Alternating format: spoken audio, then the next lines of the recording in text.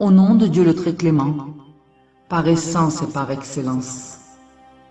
Ne commence la féminité que quand son regard sur le monde de la conscience et de l'esprit et le sens de la vie s'éloigne du monde de l'enfance et de son innocence et de sa spontanéité jusqu'à ce qu'elle s'avance et s'approche de l'âge du mandat légal, au niveau de son comportement et son cheminement, ainsi qu'en termes de son allure et de son apparence, et sur la base de cette introduction objectif, il en devient obligatoire pour elle et essentiel sur elle le port du voile, car le voile, c'est le signe proéminent de l'islam, qui a enjolivé les têtes des femmes, des prophètes et des messagers et des saints pieux.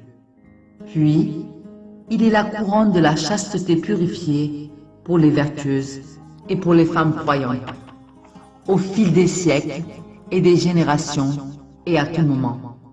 Le voile est plein de vertus et de perfection qui va au-delà du dénombrement et des statistiques et transcende la possibilité de la description et de la création. Sur quoi nous nous satisfaisons ici en évoquant un groupe d'entre elles, dans l'intention de le définir et de s'y référer. Premièrement, la première concernée par le voile, c'est cette femme qui est au service d'Allah, obéissante à ses ordres, le glorifiant de ses louanges, consacrée à lui, allant sur le chemin de la droiture vers la lumière de son aspect.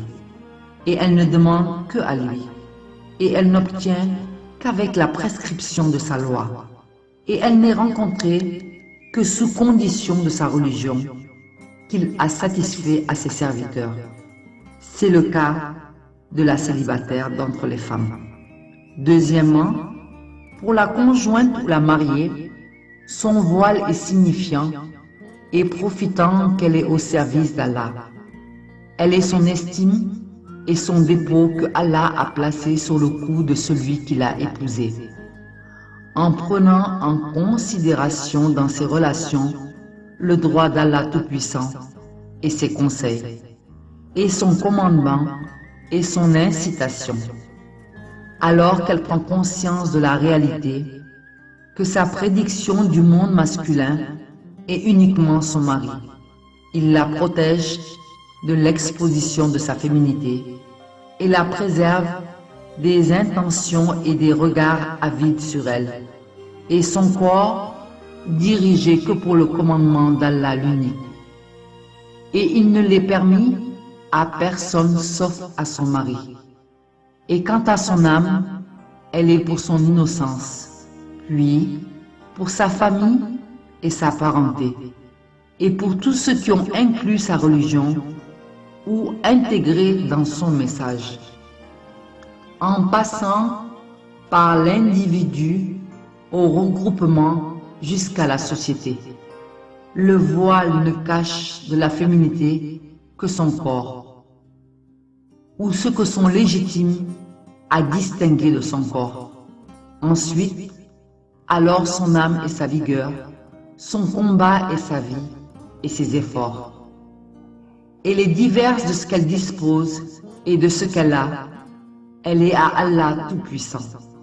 Au sens de cela, elle est l'institution ou la famille et la société humaine tout entière, selon le commandement d'Allah et sa conscience et sa législation. Le voile protège la femme dans le cadre de la chasteté et la garde dans le cercle de l'attention sur le devoir requis sur l'humain pour son Seigneur et son innocence, et la protège du détournement du mal sur son message et du glissement dans le cas de sa distraction et de son aveuglement, et le caractère aléatoire de ses désirs. Tel est assigné tout port du voile, le facteur d'entretien et la base pour la famille, et pour l'institution et pour la société. et les liens d'entretien pour elle, et la reconnaissance pour elle et pour lui. Et il n'y a aucun doute et ni de forme que les pays et la société sont dissipés de la vertu du voile, ou hostiles envers lui, ou l'empêchent de le porter. Elle est menacée par Allah Tout-Puissant avec l'effondrement de son édifice familial et son entité collective et son esprit social, ce qui fait d'elle l'éclopée de la peur et de la confusion et de l'égoïsme, et victime de ses passions, et du mauvais comportement et l'accomplissement et de la pornographie.